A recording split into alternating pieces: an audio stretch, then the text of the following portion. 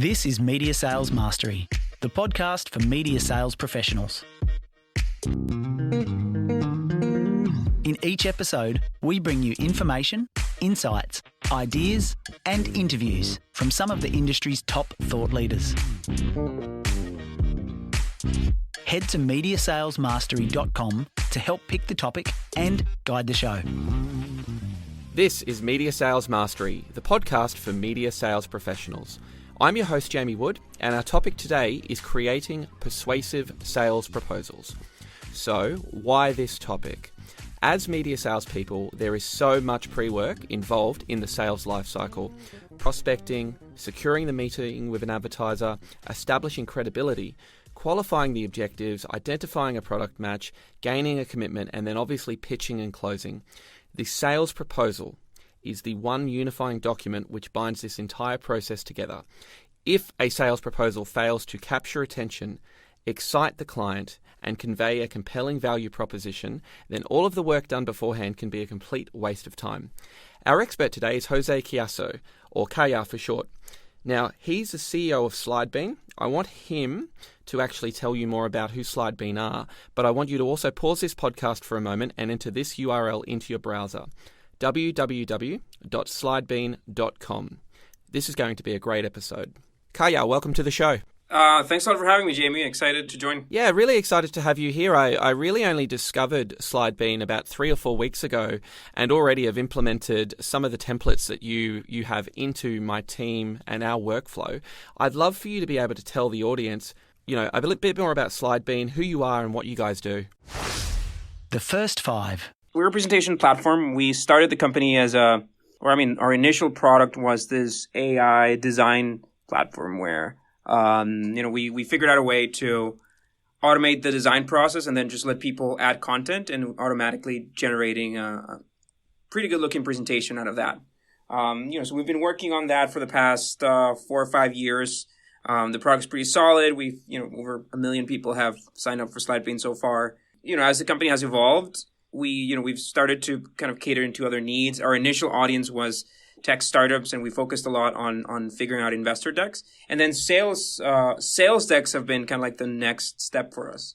And like I said, same as we did with investor decks, anywhere in the range from templates to automating the design to even getting our team involved in the writing and rewriting of the decks. That's all stuff we cover. And I think my initial entry point into hearing about Slidebean, you put out a lot of content, but I know that you've worked with startups that we might all be familiar with, particularly here in the Australian market, like Uber, Airbnb, Tinder, BuzzFeed, where I believe you actually built the pitch decks for some of these startups in order to go and gain venture capital to launch. Is that correct? Yes and no. We have worked with a bunch of pretty cool companies. We've made presentations for Nike and Intel and P&G.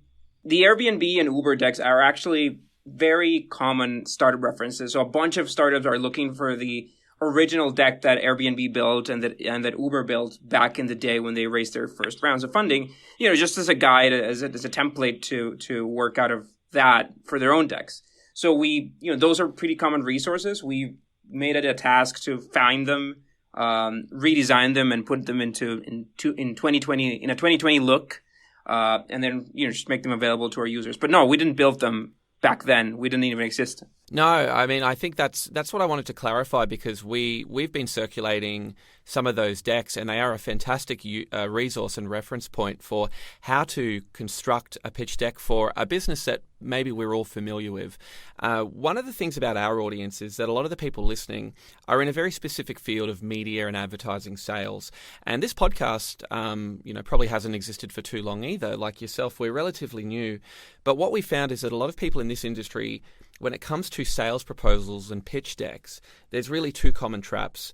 They view the proposal writing process as either a chore, which they undertake begrudgingly after maybe procrastinating on it for several days, or then the complete opposite of that, where the salesperson can maybe overinvest time in building of the proposal, so they can really lose productive sales time because they're allocating an inordinate amount of time, productive sales time towards building the proposal, and maybe overwhelming the client with information which is far too complex or unnecessarily complex. And I want to know from you, based on your experience, is that a common issue across the board with any sort of proposals, or does that feel like something that's maybe exclusive to the media sales industry? In our experience, the challenge that most people face goes around working on the content, like figuring out what you're going to put on the deck, and then at the same time figuring out how it's going to look. Like this is the core issue that we found in the world. So it's complicated, and we understand why. Like most presentation platforms will give you a white canvas, and then you have to figure out not only what's going to go on the slide, but also how it's going to be arranged. And we believe that process should be separate. That just makes it more efficient. So even if you're using our tool or not, I think that a really good approach is just to sit down with a word processor and then write a bullet list of what's going to go on each slide. And only after you have that, start worrying about the design. That just makes it so much more efficient, because just going directly to PowerPoint or whatever tool you're using for the slides, except ours, of course, it's just going to be very efficient, because trying to figure out the design is going to be distracting. Yeah, and it does seem to me that a lot of people are preconditioned to, when they're building a deck, they're simultaneously loading in the content and doing the design and the formatting work almost as one process, rather than separating those two out. And I can completely understand why there would be a benefit. To give a counterpoint, and I had a discussion about this with a rep, one of the things I do struggle with is even having a understanding of what the content that they need to put in the deck needs to be, and somewhat they use the design as a reference point to then work backwards. Has that come up in your experience? Have people made that observation that it's very difficult to unbundle the two parts of the process initially? I think that it's not one task. Like even the decks themselves should be separate. From a deck that goes to tell about what your product is to maybe a short demo. That may be, there might be a completely separate deck for the actual proposal when you talk about, what the cost of the product or the service is going to be. But I think people or companies often try to squeeze all that into the same presentation. So that's a really good segue into the main topic here. Media sales mastery. The first question I really have, and this is getting back to the real basics, when we're looking at sales proposals, what are the key elements of a persuasive sales proposal? To me, the favorite element on a sales deck is some social proof. And by social proof companies that you have worked with. That I think is a favorite of mine, because sometimes you can throw 2 or 3 brand names out there. And say, like, these are our customers. And that could close the sale just right there, which is a very powerful piece of content that few other slides in the deck have. Obviously, a product demo is important. I think that a history on the founders and the motivation of the company. I'm very much against like the mission vision of the company. I think that that's very 90s or 80s. But I do think that it's relevant to hear, like, why is this company in business, and what are they seeking out to do, and what are the, for many startups that we deal with, it's the founder or one of the early employees who's doing the pitching. So what's their motivation? Why are they doing this? I think that is also really powerful, and I think it's a very good evolution of the mission vision approach that people used to have and still have, of course. Yeah, that's a really interesting insight. I think in the way that we typically go to market as media salespeople, we often do have, our company mission and vision, but then we also look to build fairly bespoke solutions for clients in terms of advertising campaigns and solutions. And I've often found what's interesting is really making sure that you make the client feel like this is a deck built specifically for them and their objectives, but also don't dilute the core value of your business or your value proposition as well. So that's a really interesting insight around how to maybe start that deck with talking about some of your credentials, some of the brands you've worked with, and certainly bring it back to some of the company cultural vision elements as well. In terms of, I suppose, some of the work that Slidebean are engaged to do, because I know you have a pitch design service or a pitch deck design service, When you're seeing proposals and sales proposals that companies are putting out to the market, what are some of the most common errors that you believe salespeople are making when building their pitch decks or proposals? I want to say focusing too much on the features, on a list of features, and not focusing enough on customer stories. That extends to a common slide. I see a fair share of times, which is kind of like the architecture slide, which is this very complex diagram, especially for tech products. I see a lot of AI companies looking to automate an old process. So they built this extremely complex model in PowerPoint where, you have 1,000 arrows going from different suppliers and so on. And they try to explain how the product fits in there. I think that's that in combination with just listing and throwing out features is probably the most common mistake I see. I mean, it's great to talk about features, but I think that one mindset that salespeople and good sales deck have is that instead of thinking of features as features, they think of features as benefits. So a classic example I use, one that applies to our own product. You could say, we could come out and say, oh, it's fully responsive. It's 100% responsive. Works on any device. Like that is the feature way to write it. And that's probably we as product people and developers, that's probably the way we thought about it. But that's not the way the customer thinks about it. The way the customer thinks about that feature is you can edit your slides anywhere, even on your phone. So, just by changing the word, it's the same point, but just by changing the wording, you're putting it in their language. And then that extends to, to whole customer and business stories. A lot of products that are, very complex, are much better explained if you just simply tell a story of, hey, this is the story of a classic customer before our product came in, and he wastes so much time doing this, and he wastes so much time doing that, and then it's frustrating and whatnot. And then, this is a real story of a company that adopted our product a few months ago, and they, the process for this person, and maybe you can even put a name on them, a face.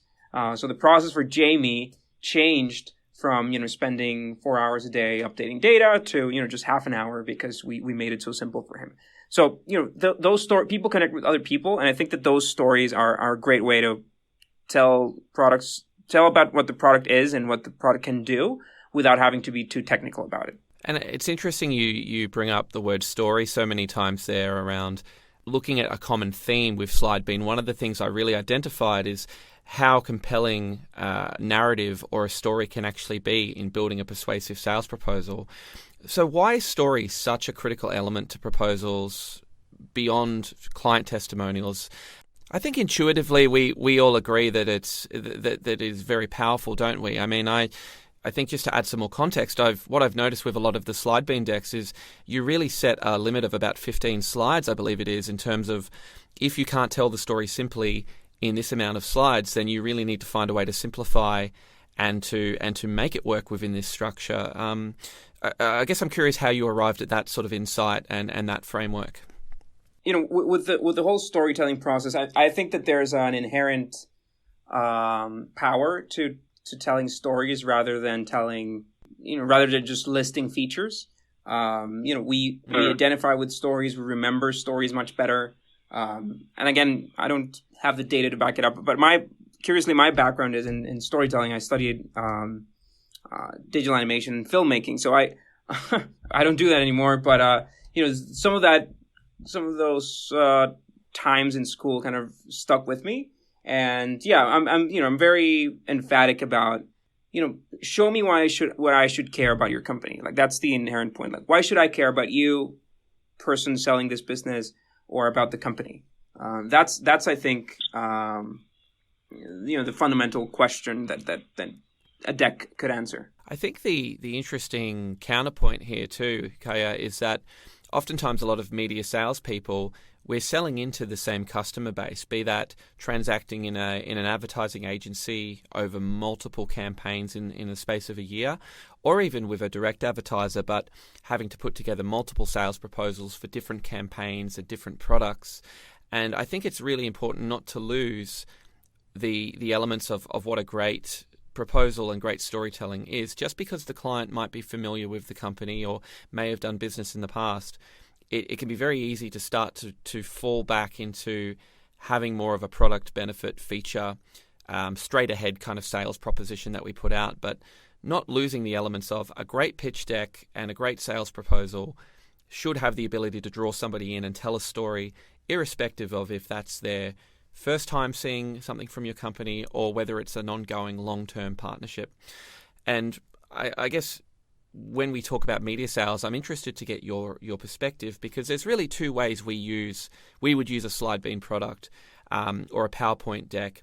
One, we'd use it as a visual tool to support a presentation that we're giving to a room, but also as a way of building a proposal which we would then email across to a client or as a leave behind. And so I'm curious, does this dynamic actually change the approach to building a great sales proposal? And what would be your recommendation for maybe optimizing a proposal for either of those two scenarios? Yeah, I think that it's important to know that those are two separate proposals, right? One is the one that's self-explanatory that you can send over email. That is one document, and it's very different from the document that you're sitting in front of and that you're pitching. Again, sometimes companies don't have the time or the resources to really manage those two documents separately. But I think that they should be two separate documents. And neither of them should be overcrowded with text. There was a nice study, you can find that on TechCrunch. There was a nice study made on how much people spend looking at a deck they receive. And normally that number is in the 4-minute range. So by squeezing more data into your deck, you're not going to get people to stick on the deck for longer. They're still willing to invest those 4 or 5 minutes looking at it and consuming it. The difference is if you overcrowd it, you're gonna find that they won't read or they won't look through some stuff, and some important things might be missed because they spent too much time reading stuff that maybe wasn't that important. So that's I think that the balance that is honestly very hard to achieve. But once you achieve it, you'll there's a big difference in how decks end up looking.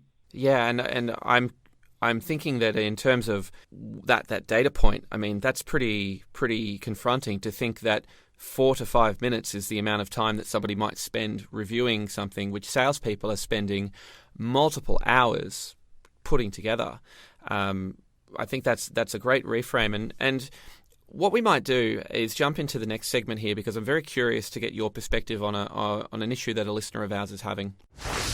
I can't ask my sales manager that. This is really born from the fact that a lot of media salespeople come up with some different questions or some different issues or some different political dynamics that are arising in their organizations, where they want to have a forum to maybe confidentially reach out to the show and to the show experts that we bring in to ask a question. So this is Cameron. Cameron is a media salesperson for a news outlet based here in Australia. And here's his question. I sell advertising across a very diverse group of customers. This ranges from small businesses right through to large national clients represented by an advertising agency.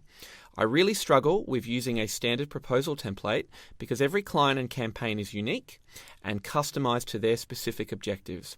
For this reason, I always start from scratch and spend most of my time trying to figure out how to structure the proposal. I really find there's no set guide for which information to include versus what to put in the appendix or exclude entirely because it is or isn't relevant. How do I make sure that my proposals feel tailored to each specific campaign, but I avoid having to custom build a new proposal every time? And I would say this is not unique to Cameron too. I having been in media sales for 10 years and running teams, this is a very common issue that media salespeople find is that balance point between customization and obviously making sure that they don't waste time in trying to figure out what that narrative or what that structure needs to be. Reflecting on that, is there any thoughts or feedback you might have for Cameron here? I think his point is pretty good. And I think his question is really valid on, on how to streamline that process while at the same time, keeping it custom for everybody. The way I would approach that is I would come up with an outline. So to me, an outline is just a list of bullets of the slides that I want to include, right? So, take, say, 3 customer scenarios and take 3 outlines and then, draw those outlines, like write them down. What 10 or 15 slides would you use? You'd probably use, the company overview, customers, You'd probably use, obviously the product slides, some testimonials. Like those are slides that you're going to use every single time. And then there are others that you might or might not use depending on the customer. So, but build that outline again as a list. It's literally a list of 15 bullets and 15 words. Once you have that, go on and build one of them. Build one of the slide decks. But know that those slides, the actual slide itself, the content inside the slide, might be reused in the other decks. So what you'll end up with after you run through the exercise of these three companies is that you'll find out, you'll come up with probably 20 or 30 slides total, 20 or 30 different slides. And each one of the decks will have 5, maybe 10 slides that are the same, and then 5 slides that may be used in one deck and not in the others. But the slides are the same. So, as you go and build new decks, you start again with the outline. And then instead of having to build the slides, you literally just, go to your library of slides and just add them in. So I think that could quickly make the process efficient while not having to worry too much about, of course, starting from scratch.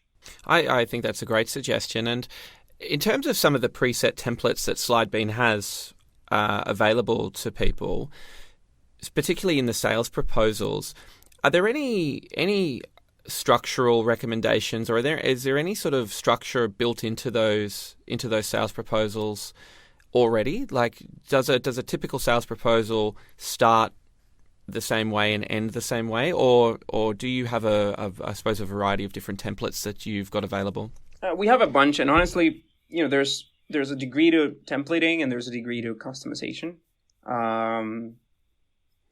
To me, kind of like all decks, whether it's an investor deck or a sales deck, should be told as a story, and that gives you some guidance as to what should happen when. For example, the story. Think of a movie. Story builds up at the very beginning. We start to care about the characters. So translate that to slides. We start to care about the company, about who the founders are, who the team is. Then as the plot of the movie evolves, we see perhaps a hiccup that the company had to go through, or a hiccup that the company had to overcome. And the story continues to evolve up until the third act, when it reaches a climax, and then that climax is the most exciting moment in the company. That might be the moment to kind of hit the nail on the head with the biggest value proposition, with the aha moment. And then after that climax, that's when you might dare to go and tell what the price is, for example. It's a really good, just in reflecting on that, it's really interesting because oftentimes what media salespeople will typically be armed with is a bit of a company overview, like we could call it a credentials deck. We could call it certainly just a background on who the company is and what we do, an overview of our product offering.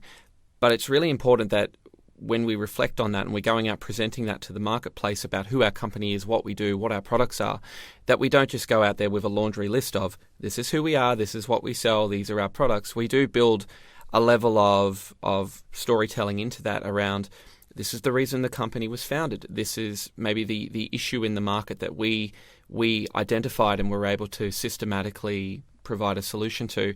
And here's some examples of how we've been able to deliver that solution to a client in a way that's meaningful and why it would be important for us to do business together and to partner. So I think it's somewhat a good reset for a lot of people listening here to just really go. And what I would really encourage you to do, obviously we're doing this in the audio medium, the website Slidebean itself is actually a fantastic resource, and you'll be able to really see quite quickly with some of these templates how efficiently this product can actually allow you to have a really, really sharp, very well thought out, very well structured sales deck. So I'd encourage everybody to head on there. Caya, thank you so much for making the time to be with us today. It's a nice, short, sharp, punchy episode, but I'd love to know if there was any parting thought you had for the audience around creating persuasive sales proposals, and also I'd love to know if anyone wants to reach out to you or know more about Slidebean, how they should do that. We're at slidebean.com. That's slide as in slide deck and bean as in coffeebean.com. A bunch of different ways in which we can get involved, but you can find them all on that landing page. That's where we're the most active. We have a good amount of content on YouTube. You probably came across that at some point. We're design people, so we're very much leaning towards YouTube and video because it lets us kind of show what we have and show what we can build. Only starting to experiment with audio now and podcasts. But yeah, those are the best ways to reach out to us. Someone from the team will be available and get back to you in no time. Sensational. Well, look, we thank you so much for your time today, and we really look forward to seeing some of the decks that people listening are going to be able to start building once looking at this resource and having a bit of a trial of how do they adapt it into their own clients and customers and businesses. So thank you, Caya, for making the time today. It was great to chat to you. Amazing. Thanks a lot, Jamie. You've been listening to Media Sales Mastery, the podcast for media sales professionals. Head to MediaSalesMastery.com to help pick the topic, guide the show, and don't forget to subscribe to receive new episodes each week.